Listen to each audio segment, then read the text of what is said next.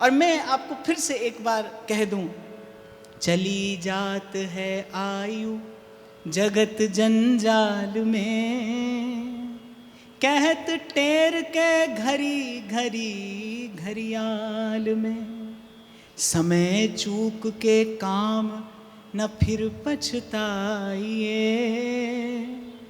ब्रज नागर नंदलाल सुनिस दिन गाइए, ब्रज नागर नंदलाल सुनिस दिन गाइए। कुछ पंक्तियां ऐसी हैं जो मैं अपने मन को रोज सुनाता हूं। कुछ संतों के शब्द ऐसे हैं जो मैं अपने मन को रोज सुनाता हूं, क्योंकि मुझे लगता है मेरे शब्दों में तो इतनी सामर्थ्य हो कि ना हो मेरा मन सुने, पर संतों के शब्द में तो निष्काम भक्ति की शक्ति रहती है ना, उससे तो जीव का कल्याण होता ही है। तो मैं तो अपने मन से बार बार कहता हूं, सूरदास गिरिधर जस गाए गाए जीजे, सूरदास गिरिधर जस गाए गाए जीजे। तो इस प्रकार और भी अनेकों श्री पीपा जी के चरित्र हैं, कहाँ तक वर्णन किया जाए, और पूर्ण रूपेण मैं वर्णन ना कर सकूं, इसी में मेरी शोभा है कि भक्त का चरित्र अनंत होता है हरि के चरित्र की भांति। तो इस प्रकार श्री पीपा जी के दिव्य चरित्र को अपने मन से अनेक अनेक प्रणाम निवेदन करते हुए आगे के चरित्र में, अगले चरित्र में श्री नाभा जी के संग प्रवेश करते हैं। अगला बड़ा मधुर प्रसंग श्री धन्ना जी का। धन्य धना के भजन को बिनहि बीज अंकुर भयो, घर आए हरिदास तिनहि गो धूम खवाए, तात मात डर खेत थोथ लांगूल चलाए, आस पास कृषिकार खेत की करत बड़ाई, भक्त भजे की रीत प्रगट पर तीत जो पाई, अचरज मानत जगत में कहूँ निपजो कहूँ वै बयो, धन्य धना के भजन को बिनहि बीज अंकुर भयो। श्री धन्ना जी का प्रसंग है, बड़ा मधुर प्रसंग है। वैसे तो आपके जीवन में भक्ति का अंकुर बाल्यकाल में ही फूट पड़ा था, संत की कृपा से। इनके यहाँ एक बार एक बड़े प्रेमी अनुरागी संत श्री शालिग्राम जी की सेवा करते थे, आए। संत सेवी परिवार था, इनके पिता संत सेवी थे। तो नन्हे से बालक धन्ना ने जब संत को सेवा करते देखा तो बड़ा आकर्षण हुआ। चंदन चर्चित तुलसी दल श्री शालिग्राम जी को विष्णु सहस्त्र नाम का पाठ करते करते संत निवेदन करते थे। उस दिव्य भक्ति भावना का दर्शन करके इनके हृदय में भी भक्ति का आकर्षण उत्पन्न हुआ। संत से इन्होंने निवेदन किया कि आप मुझे भी इस प्रकार सुंदर सुरीति श्री ठाकुर जी की सेवा की प्रदान करिए। बड़े छोटे थे, नन्हा सा बालक, न पढ़ा न लिखा। संत ने एक गोल मटोल सा पत्थर और श्री धन्ना जी को कहा देकर कि ये श्री ठाकुर जी हैं, कैसे सेवा करूं? बस एक ही प्रकार से आपको सेवा करनी कि इनको पवाए बिना नहीं पाना है।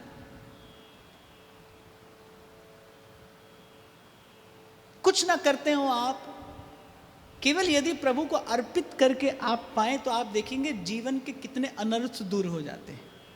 केवल प्रभु को अर्पित करके पाएं, निवेदन करके पाएं। तो संत ने कहा कि भाई तुमको केवल यही भजन करना है कि इनको पवाए बिना कुछ नहीं पाना है। अब नन्हा सा बालक, उसके मानस पटल पर यह बात अंकित हो गई। आज मुझे प्रभु की सेवा मिली है और मुझे सेवा क्या करनी है, इनको पवा कर पाना है। अब अगले ही दिन माता ने रोटी दी, सूखी रोटी थी, श्री ठाकुर जी के आगे धर दी। अब वो गोल मटोल सा पत्थर है, पर इनके लिए तो वो सर्वस्व है। और वस्तुतः भगवान रहते कहाँ हैं? इस प्रकार भाव में ही तो रहते। इनके लिए सर्वस्व है। अब सूखी रोटी धर दी आगे, अनेक अनेक प्रकार के उपक्रम करते हैं, बार बार प्रभु से कभी कहते हैं, कभी मनुहार करते हैं। अब रोटी जो कि त्यों है, तो इन्होंने बड़ा भय माना मन में कि संत ने हमसे कहा था कि इनको पवाए बिना नहीं पाना। एक दिन बीता, 2 दिन बीते, 3 दिन बीत गए। 3 दिन बीत गए। लेकिन ये बालक अपने हट से टस से मस नहीं हुआ। क्षुधा पिपासा सब भूलकर एक टक दृष्टि जमाकर बैठा है उस गोल मटोल से भगवत स्वरूप पर कि कब प्रभु प्रकट होकर रोटी पाएंगे और मुझे फिर प्रसाद पाने को मिलेगा। जब 3 दिन बीत गए तो करुणा निधान को दया आई कि अरे कैसा भोला भाला ये भक्त है, अब इसके लिए तो 2 पग चल के जाना ही होगा। और कहते हैं श्री ठाकुर जी ने सन्मुख बैठकर रोटी पाई, प्रसन्न हो गए। अब प्रभु तो बिना दिए जाते नहीं, आते हैं तो देकर ही जाते हैं, दाता है तो बिना दिए कैसे जा सकता है। तो श्री ठाकुर जी ने कहा कि रोटी तो हमने पा ली। जब पा रहे थे तो धन्ना जी के मन में ये भाव था कि कहीं सारी ही नहीं पा जाए, क्योंकि मैंने तो सब धर दिया प्रभु के सन्मुख, मैं भी 3 दिन से भूखा हूँ। श्री ठाकुर जी मन की बात जानकर मुस्कुरा दिए और पूछे कुछ और चाहते हो। तो धन्ना जी ने अब अपने बाल सुलभ भाव से कहा कि अगली बार जब बुलाऊं तभी आ जाइएगा, मुझे 3 दिन हुए आपको पुकारते पुकारते, मैं 3 दिन से भूखा हूँ। श्री ठाकुर जी ने कहा और कुछ चाहिए तो कहो। बोले बस इतना ही चाहिए, जब बुलाऊं तब आ जाया करिए, मैं भोग रखूं तो आकर पा लीजिए ताकि मैं भी पालूं। अब तो भाई ये मित्रता नित्य की हो गई, बालक भोग धरता है, प्रभु भोग पाने के लिए आ जाते हैं। अब एक दिन ठाकुर जी ने सोचा भाई मुफ्त की रोटी तोड़ते हमें बहुत समय हो गया, अब भाई हमारा भोग तो प्रभु केवल देख कर ही, केवल उसकी सुवास ले लेते हैं, केवल दृष्टि से ही प्रभु भोग बना प्रसाद बनाकर आपको मुझे लौटा देते, पर यहाँ तो प्रभु रोटी पा रहे थे, आधी रोटी पा लेते थे। श्री ठाकुर जी ने मन में विचार किया भाई हम इसकी हिस्से की रोटी पाते हैं तो इसके हिस्से का कुछ कार्य भी हमें करना चाहिए। अब धन्ना जी जाते थे जंगल में गैया चराने, तो श्री ठाकुर जी ने कहा कि कोई कार्य हम तुम्हारा कर दें, हम तुम्हारी रोटी पाते हैं तो अच्छा है कि तुम्हारा कोई कार्य भी कर दें। अब वो तो भोला भाला था, उसके लिए तो प्रभु सखा मित्र स्वामी सखा पितु मात गुरु सब नाते प्रभु से धन्ना के हो गए थे। प्रेम स्वरूप प्रभु जिसके आंगन में, जिसके सन्मुख नित्य आविर्भूत होते हो, उसके हृदय में प्रेम के अतिरिक्त और क्या रह जाएगा, कोई अन्यथा भाव कैसे रह सकता है। कभी धन्ना प्रभु को रोटी पवाता, कभी प्रभु अपने हाथ से धन्ना को पवाते, ऐसी मित्रता हो गई दोनों में। तो धन्ना ने कहा कि भाई अब तो ये हमारे सखा हो गए हैं, अब तो ये हमारे मित्र हो गए हैं। तो धन्ना ने कहा काम तो आप हमारा जानते ही हो, गैया चराने जाते हैं हम तो जंगल में, और हमने सुना है आप तो बड़े पुराने ग्वाल हैं, आपको तो ये कार्य बड़ा अच्छा आता है, तो बस आप थोड़ा हमारे संग चलिए और गैया चरा दिया करिए। प्रभु राजी हो गए, चलो ठीक है, हमको कोई भक्त की सेवा मिल गई, अब कम से कम हमें ऐसा नहीं लगेगा कि मुफ्त में रोटी पा रहे हैं। तो वन में धन्ना जी के संग गैया चराने प्रभु जाने लगे। एक दिन धन्ना के मन में आया कि मैं जब बुलाता हूं ये आ जाते हैं, मेरे हाथ से रोटी पाते हैं, और तो और अब तो मेरे साथ में गैया भी चराने लगे हैं, पर फिर भी थोड़ा दूर दूर ही रहते हैं, सब कार्य करते हैं पर फिर भी जाने क्यों थोड़ा दूर दूर रहते हैं, ऐसा लगता है कि अभी अभी कुछ दूर हैं ये हमसे। तो एक दिन धन्ना ने अपने मन की बात कह दी कि हमको लगता है आप हमसे थोड़ा दूर दूर रहते हैं, आप हमारे बहुत निकट नहीं आते, रोटी भी पा लेते हैं, मैं बुलाता हूँ तो आ जाते हैं, और मेरे संग ये गैया भी चरा रहे हैं, पर फिर भी जाने क्यों मुझे लगता है कि अभी अभी आप थोड़े दूर हैं हमसे, कुछ दूरी इसी है आपने बना रखी है हमसे। श्री ठाकुर जी मुस्कुराए, बोले हाँ थोड़ी दूरी तो है, और ये दूरी तो तभी दूर होती है, ये दूरी तो तभी दूर होती है जब आत्मा और परमात्मा के बीच में महात्मा आ जाता है। धन्ना जी ने कहा मैं समझा नहीं। बोली तुमने कोई गुरु नहीं बनाए हैं ना अभी, अब तुम कहीं, अभी तक तुम कहीं शरणागत नहीं हो, तुम कहीं किसी गुरु चरणों में समर्पित नहीं हो, तो मेरे पास जब जीव गुरुमुख होकर आता है मैं तभी उसे पूर्ण रूपेण स्वीकार करता हूँ। आप देखिए ये कितनी अद्भुत बात है, ये कैसा अलौकिक सिद्धांत है। जब बुला रहा है प्रभु आ रहे हैं, हाथ से रोटी पा रहे हैं, साथ भोर से सांझ गैया चरा रहे हैं, लेकिन धन्ना को लगता है कि कुछ दूरी है, क्योंकि आत्मा को अभी वो नहीं मिला है जिसकी प्यास वस्तुतः आत्मा को है। इसलिए मैं बार बार आपसे कहता हूं प्रभु से नहीं लेना है, प्रभु को ही लेना है। प्रभु से ले लेने पर भी आत्मा की भूख नहीं मिटती, आत्मा को केवल विशुद्ध प्रेम की प्यास है, केवल विशुद्ध प्रेम की पिपासा है, वही बिंदु प्राप्त करके इसे विश्राम मिलेगा। केवल प्रेम, विशुद्ध प्रेम, निष्काम प्रेम। प्रभु भी आ जाएं तो भी चित्त में कुछ रह सकता है अभाव। तो श्री ठाकुर जी ने कहा देखो गुरु का होकर कोई आए, गुरुमुख होकर कोई आता है, तभी मैं उसे पूर्ण रूपेण अंगीकार करता हूँ, स्वीकार करता हूँ, उसे हृदय से मैं तभी लगाता हूँ। अब तो धन्ना के हृदय में वो जो ललक थी वो बढ़ गई। एक प्रकार से श्री ठाकुर जी ने विरहाग्नि प्रज्वलित कर दी धन्ना के हृदय में। तो अब आप हमको ये बताइए, अब मैं तो कुछ जानता नहीं, मैं तो पढ़ा लिखा हूँ नहीं, कहाँ जाऊँ, किसके चरणों में माथा रखूँ? श्री ठाकुर जी ने कहा कि श्री रामानंदाचार्य जी इस समय विराजमान हैं, उनके चरणों पर अपना मस्तक रख के उनसे गुरु मंत्र प्राप्त करो, उनसे दीक्षा प्राप्त करो, फिर हमारे निकट आना, हम तुम्हें हृदय से लगाएंगे। दीक्षा के पश्चात क्या होता है? भाव में प्रगाढ़ता आती है, गंभीरता आती है, सुस्थिरता आती है। एक संत सुनाया करते थे, मुझे बात बड़ी प्रिय लगती है। कहते हैं कि बिना दीक्षा के जो भाव है ना, वो दूध के जैसा है तो उज्जवल, पोषक भी है, उज्जवल भी है, वो पोषक भी है, लेकिन छलक सकता है। दूध मटुकिया में भरकर कोई जाए, उबड़ खाबड़ रास्ता हो तो दूध तो छलक सकता है। कहते दीक्षा क्या है?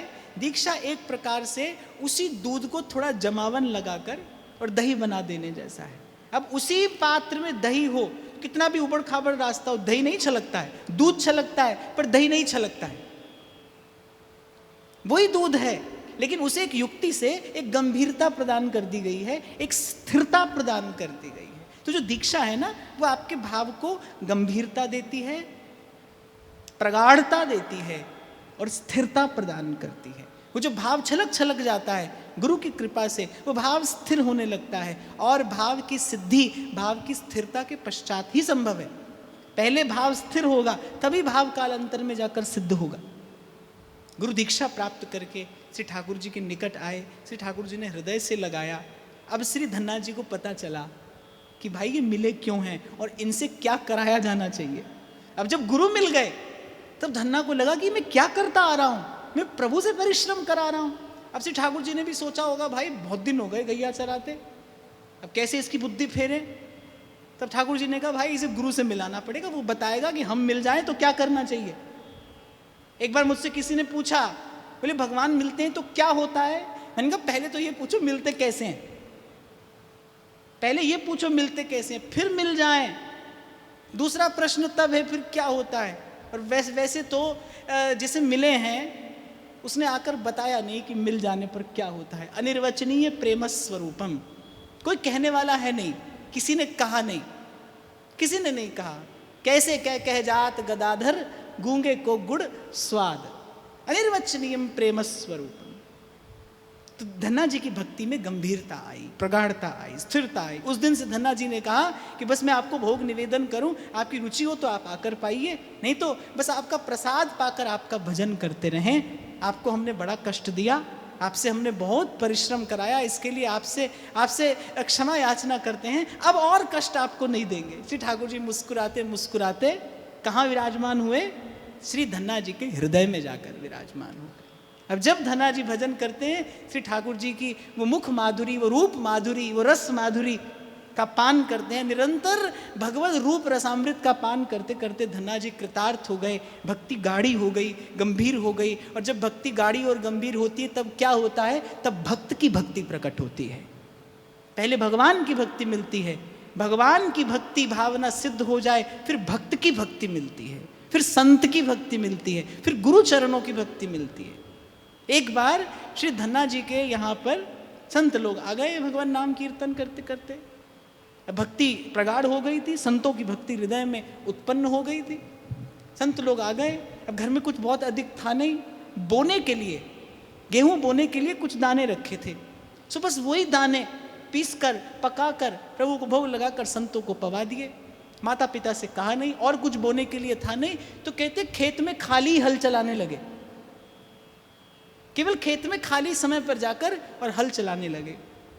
अब कुछ दिन के बाद जो अड़ोस पड़ोस वाले आकर धन्ना के माता पिता से कहते हैं, इस बार तो छोरे ने कैसा बीज बोया है, कैसी सुंदर फसल लहलहा रही है। अब धन्ना जी ने सोचा हमारा उपहास करते होंगे, और जब माता पिता ने जाकर देखा तो अब की बार तो ऐसी अद्भुत फसल हो रही थी कि कहना ही क्या। तभी श्री नाभाजी महाराज ने कहा है, अचरज मानत जगत में कहूँ निपजो कहूँ वयो। नाभाजी कह रहे हैं बीज बोया था कहाँ और उत्पन्न हुआ है कहाँ। कहाँ बोया था? संतों के हृदय में। और उत्पन्न हुआ कहाँ? साधु ते होए न कारज हानि, साधु ते होए न कारज हानि। बस इतना अवश्य मैं आपको कहूं, जैसे गुरु के बिना धन्ना जी को खबर नहीं थी ना प्रभु मिल जाए तो क्या करना है। जीव अपने संसार के क्षुद्र स्वार्थ, ओछी ओछी भावनाएं लेकर प्रभु के गुरुजनों के सन्मुख जाता है। अरे बड़ा दुर्लभ वो अवसर होता है। पलटू साहब एक बड़ी प्यारी प्यारी बात कहते हैं, ना जानो के ही घड़ी साहिब ताके मोर, साहिब ताके मोर मेहर की नजर निहारे। पलटू साहब कहते हैं, बोले का जानू के ही घड़ी साहिब ताके मोर, इसलिए मैं सदा 16 सिंगार करके अपने उस प्रभु प्रियतम की एक कृपा दृष्टि की लालसा अभिलाषा में सदा ठाड़ी रहती हूँ। मैं अपना श्रृंगार सदा किए रहती हूँ कि का जानू के ही घड़ी साहिब ताके मोर, साहिब ताके मोर मेहर की नजर निहारे। कौन घड़ी आए, कौन घड़ी आए प्रियतम कृपा भरी दृष्टि से मुझे देखे और मोहे सुहागन कीन्हा, सुहागन कीन्हा, मोहे सुहागन कीनी रे, मुझसे नैना मिलाए। इसलिए सुंदर सुंदर भावों से निष्काम प्रीति का वो बाना पहनकर सुंदर सुंदर भावों से अपने भाव का, अपनी भक्ति का, अपनी भक्ति देह का, भाव देह का श्रृंगार करके प्रभु के सन्मुख होइए। इसी भाव से का जानो के ही घड़ी साहिब ताके मोर। क्या जाने प्रभु की मौज में कब वो लहर आ जाए जो भिगो दे आपको। तो श्री नामा जी कहते हैं कि अद्भुत भक्ति धन्ना जी की, बीज बोया संतों के उदर में और लौटाया कहाँ? श्री प्रभु ने खेत में। जगत मजूरी देत है क्यों राखे भगवान, निवेदन कपट त्याग कर करिए, कपट त्याग कर। तो ऐसी अद्भुत श्री धन्ना जी की भक्ति। अगला प्रसंग वो भी कुछ ऐसा ही मधुर है। विदित बात जग जानिए, हरि भय सहायक सेन के, प्रभु दास के काज रूप नापित को कीनो, क्षिप्र छुड़ हरि गही पानी दर्पण तहलीनो, तादिस हवैति ही काल भूप के तेल लगायो, उलट राव भयो शिष्य प्रगट पर चो जब पायो, श्याम रहत सन्मुख सदा ज्यो बच्छा हित धेन के, विदित बात जग जानिए, हरि भय सहायक सेन के। इसलिए प्रथम दिन मैंने आपको निवेदन किया था, भाई भगवान के जैसा भक्त का भक्त और कौन है। अपनी प्रभुता, अपनी ठकुराई छोड़कर प्रभु आते हैं। सूरदास जी गाते हैं, प्रेम के बस नृप सेवा कीन्ही, आन भय हरि नाई, हरे कृष्णा आन भय हरि नाई, राजसुयज्ञ युधिष्ठिर कीन्हा, तामे झूठ उठाई, हरे कृष्णा तामे झूठ उठाई, तामे झूठ उठाई। एक बार किसी ने मुझसे लिखकर प्रश्न किया, बोले आप कहते हैं भगवान से कोई भी संबंध बनाया जा सकता है, भगवान से कोई भी संबंध बनाया जा सकता है, तो क्या भगवान से सेवक और स्वामी का संबंध भी बनाया जा सकता है? मैंने कहा अरे सेवक स्वामी का संबंध बनाने की आवश्यकता क्या है, वो तो है ही, सदा से है, जीव कृष्णेर नित्यदास। बोले नहीं आप समझे नहीं, मैंने स्वामी में सेवक भगवान। बोले ऐसा संबंध भी बनाया जा सकता है? तो मैंने कहा धन्य मनुष्य की बुद्धि है, और या फिर कहना चाहिए धन्य भगवान की माया है ये माया श्री कृष्ण की, मोयो सब संसार। कैसा नाच नचा सकती है? बोले ऐसा संबंधी बनाया जा सकता है कि मैं स्वामी और प्रभु सेवक। तो मैंने कहा बिल्कुल बनाया जा सकता है, और प्रभु ने तो हर युग में भक्तों की सेवा की है। हाँ, पर ऐसे योग्य सेवक को वेतन देने की सामर्थ्य हो, अब सेवक को वेतन तो कुछ देना पड़ेगा ना, ऐसे योग्य सेवक को वेतन देने की सामर्थ्य हो तो सेवक बनकर आने को भी तैयार है। पर आपके मेरे पास कहाँ सामर्थ्य है? त्रिलोचन जी के प्रसंग में आता है ना, अंतर्यामी बनकर आ गए प्रभु। एक सेवक की इच्छा थी। अच्छा, इच्छा उनकी बड़ी शुद्ध थी। सेवक किस लिए चाहिए? ताकि वो साधु सेवा में सहयोग कर दे। अब वृद्ध हो गए हम, अशक्त हो गया है शरीर, संत आते हैं। और एक और बात मैं आपको बताऊं, जिसको एक बार संत सेवा का स्वाद मिला है ना, जो जानता है साधु की संत की सेवा में सुख क्या है, वो तो भाई प्राण न्यौछावर करके भी उस रस को नहीं छोड़ सकता है। तभी कबीर जी ने कहा प्रभु से, हे प्रभु, यद्यपि हम जानते हैं मांगना ये भक्ति रूपी धर्म के विपरीत है, हम धर्म विपरीत आचरण करते हैं, पर क्या करें? हो मांगू संतन रहना, मैं नाही किसे का देना रे माधो, दो सिर मांगू चूना, पाव घेओ संग लूना।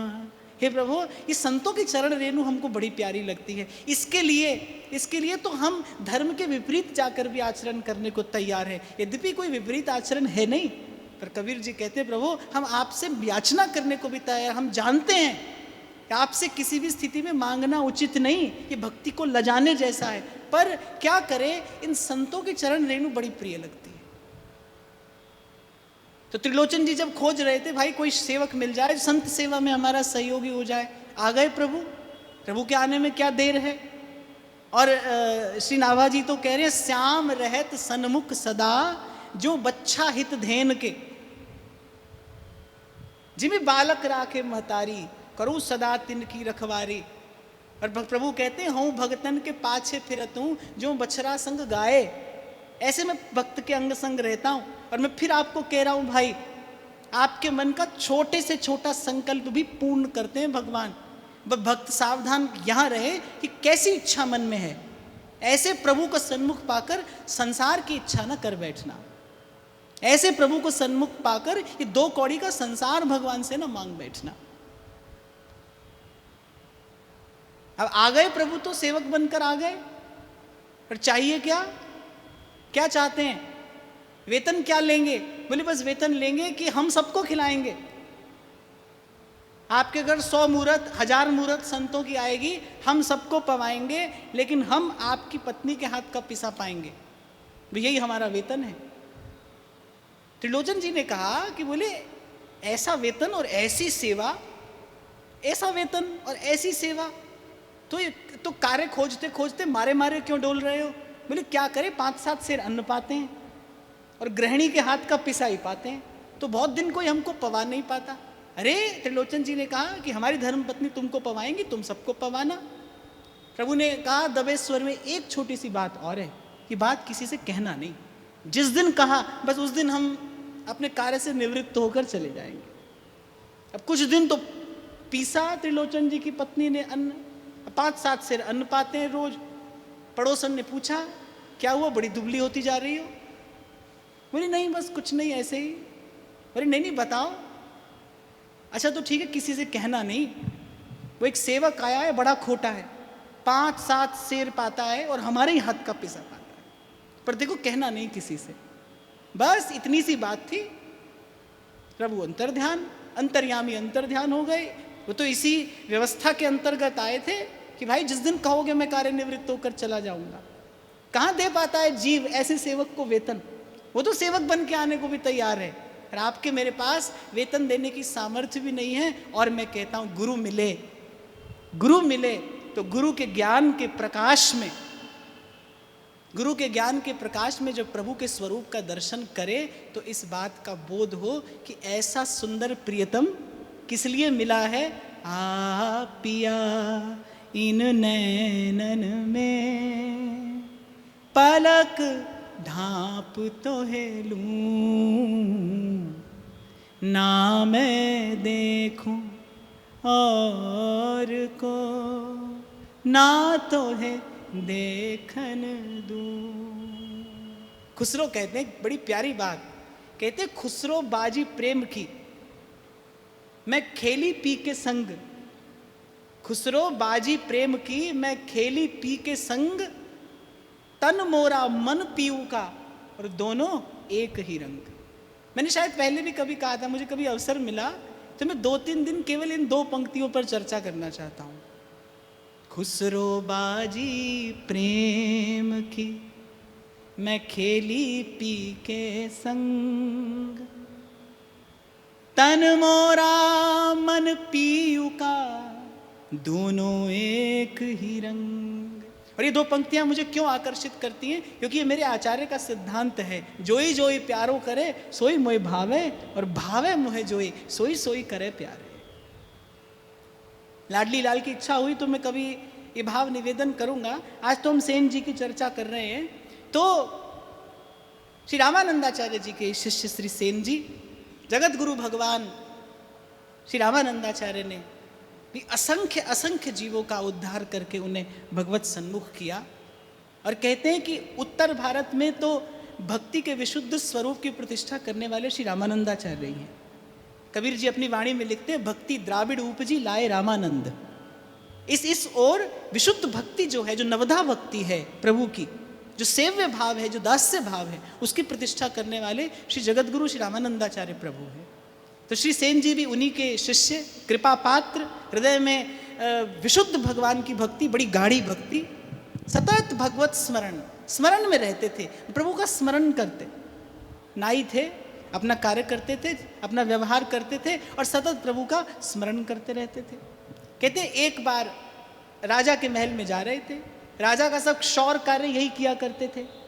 राजा के महल में जा रहे थे, मार्ग में भगवत कथा भगवत कीर्तन करते करते संत मिल गए। संतों के मुख से मिश्रित भगवत नाम माधुरी, लीला माधुरी कान में पड़ी तो भूल गए कहाँ जा रहा हूँ, देह की सुध बिसर गई, संतों के संग मस्त होकर नाचने लगे। वहाँ राजा प्रतीक्षा में बैठा है। प्रभु को चिंता हुई कि भाई अगर ये समय पर नहीं पहुँचे तो राजा का कोप इन पर टूटेगा, ये तो यहाँ भक्तों के संग मस्त हो रहे हैं। तो प्रभु ने बड़ा सुंदर सेन जी का रूप धरा और श्री नाभाजी महाराज तो बलिहारी लेते हुए उस रूप की कहते हैं, क्षिप्र छुड़हरी गही पानी दर्पण तहाँ लीनो, प्रभु दास के काज रूप नापित को कीनो। नाई का रूप प्रभु बनाते हैं। और सूरदास भी इसी झांकी का दर्शन करके कहते हैं कि प्रेम के बस नृप सेवा कीनी, आन भय हरि नाई। क्षौर कर्म करते हैं प्रभु राजा का, बाल बना रहे हैं, हाथ में दर्पण लिए खड़े हैं कि देखिए, अरे और तो और अंग मर्दन किया राजा का। तादिश रहती काल भूप के तेल लगायो, उलट भाव राव भयो शिष्य प्रगट पर चो जब पायो। ऐसा कार्य भी प्रभु भक्त के लिए करते हैं। अब बताइए इनसे बड़ा भक्त का सेवक और कौन है? महाराज जी, किसी ने प्रश्न किया था कि भक्तमाल का आरंभ भगवान के 24 अवतारों से क्यों हुआ है, ये तो भक्तों का चरित्र है। तो मैंने कहा क्योंकि इस त्रिलोकी में सबसे बड़ा भक्त कौन है? स्वयं भगवान है।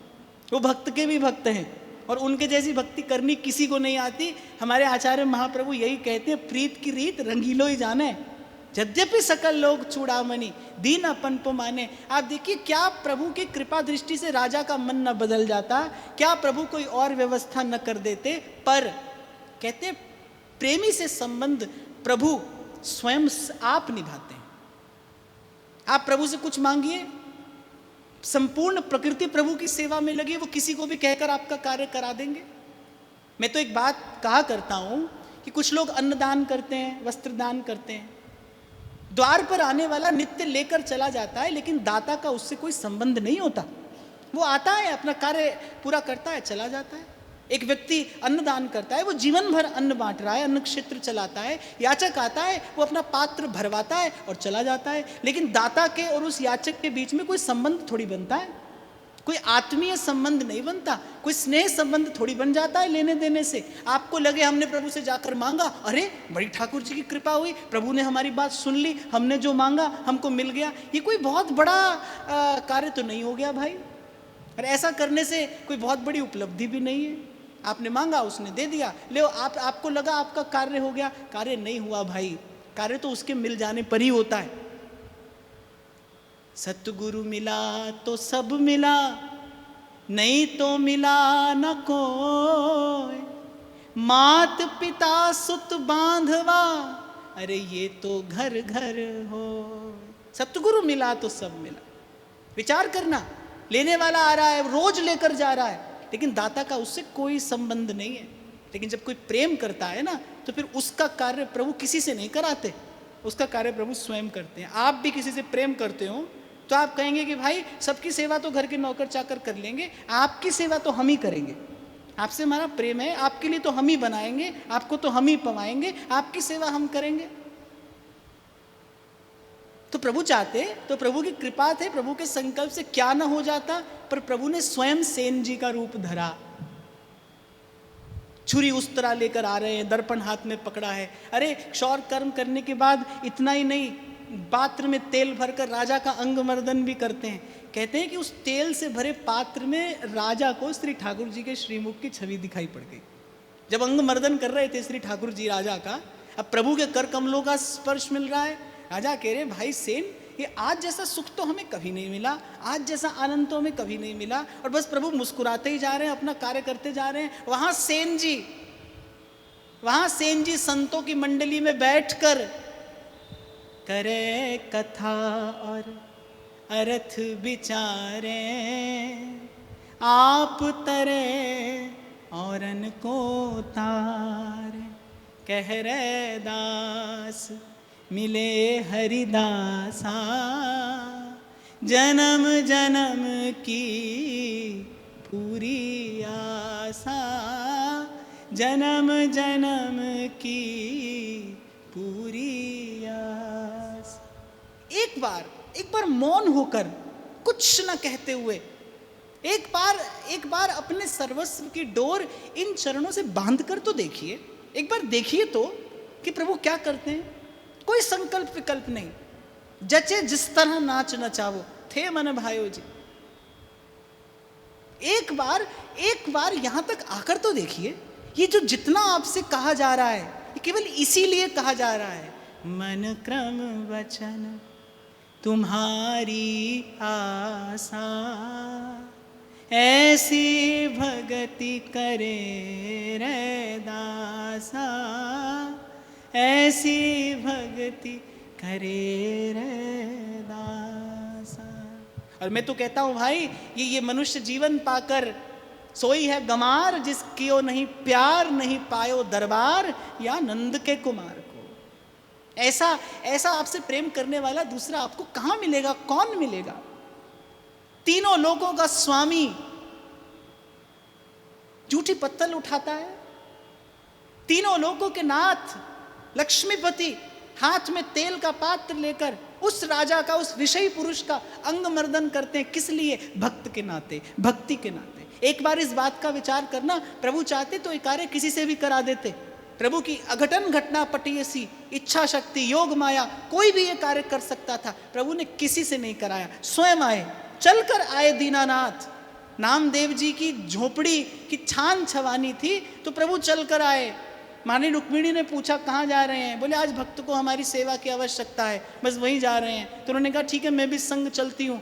प्रभु स्वयं आकर छप्पर छवाते हैं और कहते हैं, भक्तमालकार तो कहते हैं छप्पर छवाते छवाते प्रभु की वो सुकुमार कमर, वो जो कटी थी उसमें बल पड़ गया, लचक गई प्रभु की कमर, वो झोपड़ी का छप्पर छवाते छवाते। पर कार्य जो अपनी अपनी एक इच्छा शक्ति से अनेकों ब्रह्मांडों का सृजन और लय करता है, अपनी भक्ति की झोपड़ी का छप्पर छवाने स्वयं आता है, अपने हाथ से कर रहे हैं प्रभु।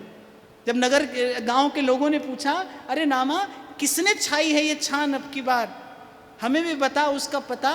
तो नामदेव जी ने कहा कि पता तो बता दूंगा, लेकिन वो मजदूरी क्या लेता है ये जानकर हो सकता है आप ये कार्य ना करा सको। वो कुछ नहीं मांगता, केवल यही, मन क्रम वचन तुम्हारी आशा, ऐसी भक्ति करे रे दास। अरे एक और बात मैं आपको यहाँ विनम्रता पूर्वक निवेदन करूं प्रभु, कि ये जो निष्काम भक्ति है, जो सर्वात्म समर्पण है, ये जो सर्वतो भावेन प्रभु का आश्रय है, ये भक्त जनों के, संत जनों के संग रहते रहते रहते रहते रहते रहते आता है। आज इसी क्षण मन ऐसा नहीं हो जाएगा, ऐसा प्रयास मत करना। होते होते होते होते होगा, बदलते बदलते मन बदलेगा, धीरे धीरे विषय का रस उतरेगा, धीरे धीरे संसार के स्वरूप का बोध होगा, धीरे धीरे छूटेगा ये संसार का आश्रय, संसार का आश्रय छूटेगा, धीरे धीरे मन वचन कर्म से एक संग्रहित होगी आपकी जीवनी शक्ति, लगेंगे प्रभु के चरणों में जाकर आप। होते होते होगा, होते होते। इसलिए धीरज धरना, धीरज धरना। इसलिए कल आपको मैंने कहा था ना, मुझसे पूछा जब किसी ने, आपको प्रभु मिल गए क्या? मैंने कहा मिले भी नहीं, और अभी क्या जल्दी है। मेरी तो एक टैग लाइन है, मैं तो कहता हूं अरे कोई यहां तक भी तो लाया है, कोई हमको संसार के उस प्रपंच से उठाकर कोई हमको यहां तक भी तो लाया है, वो हमको बीच में क्यों छोड़ेगा? बस उसकी ओर देखते देखते, उसी को याद करते करते, उसी का नाम रटते रटते, उसी को पुकारते पुकारते, सूरदास गिरधर जस गाए गाए जी जय, सूरदास गिरिधर जस गाए गाए जी। प्रभु अपना कार्य करके चले गए। सेन जी को जब वो जो नाम की खुमारी चढ़ी थी, जब किंचित उनको बोध हुआ कि अरे मैं तो राजा का कार्य करने जा रहा था, राजा बड़ा कुपित होगा, दौड़कर हाँफते हाँफते पसीने से तरबतर जब राजा के महल में पूछे तो राजा बड़े सुख से विराज रहा है। सेन ने कहा कि राजन मैं क्षमा चाहता हूँ, आज इस कारण से मैं नहीं आ पाया। राजा ने कहा अरे आज जैसा कार्य तो तुमने कभी नहीं किया, हम तो अब तक उसी आनंद में यहाँ पर बैठे हैं, कुछ और कार्य करने की इच्छा ही नहीं हो रही, ऐसा सुख ऐसा आनंद तुमने दिया। कहते सेन जी की आंखों से अविरल अश्रुपात होने लगा, हे प्रभु आपने मेरे लिए आज ऐसा कार्य किया, मुझसे तो आपका कोई भजन कोई साधन आज तक बन नहीं पड़ा, मैं तो केवल आपके प्यारे संतों के निकट रहकर, केवल आपके प्यारे संतों के अंग संग रहकर आपके नाम का उच्चारण करता रहा, कोई भजन साधन मुझसे बन नहीं पड़ा। ओछी हमरी जात है, ओछा करम हमार, नीचे को प्रभु ऊंच कियो है, कह रे दास विचार। इसलिए बाप जात पात पूछे नहीं कोई, हरि को भजे, ऊंचे स्वर से बोलिए, हरि को भजे बस, तहां जाति कुल नहीं विचार, कौन सु उत्तम कौन गंवार, सार भजन हरिवंश को, यही भक्तमाल के भक्ति सिद्धांत की प्रतिष्ठा है। हरि को भजे सो हरि का हुई। फूट फूट कर रोए सेन वहीं राजा के महल में, ओछी हमरी जात है, ओछा करम हमार, नीचे को प्रभु ऊंच कियो है, कह रे दास विचार। और कहते हैं जब राजा को पता चला कि मेरी टहल करने स्वयं श्री श्याम सुंदर पधारे थे श्री सेन जी के नाते, सेन जी फपक फपक कर रो रहे हैं, अविरल अश्रुपात हो रहा है, राजा सिंहासन से उतरा, सेन जी के चरण पकड़कर रोता है, राजमहल के लोग हतप्रभ हैं, सेन जी रोते हैं, राजा रोता है, वस्तुतः आज घटा क्या है। और नाभाजी महाराज कह रहे हैं, उलट राव भयो शिष्य प्रगट पर चो जब पायो। राजा शिष्य हुआ श्री सेन जी का, और कहते अद्यावधि, नाभाजी महाराज तो कहते अद्यावधि यही परंपरा वहां पर चली आ रही है, वहां का जो राजकुल है वो उसी कुल का शिष्य होता आ रहा है। सौभाग्य है आपका, मेरा, हम सबका।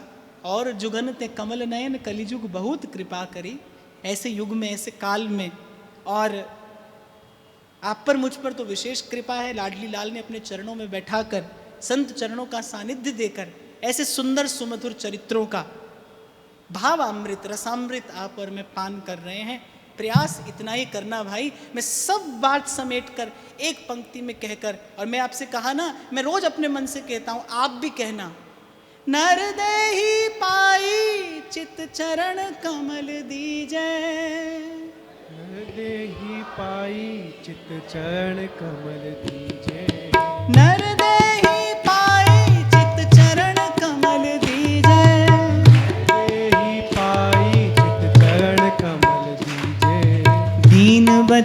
संतन संग दरस परस की जय। दीन वचन संतन संग दरस परस की जय। दीन वचन संतन संग दरस परस की जय। लीला गुण अमृत रस श्रवणन पुट पी जय। लीला गुण अमृत रस श्रवण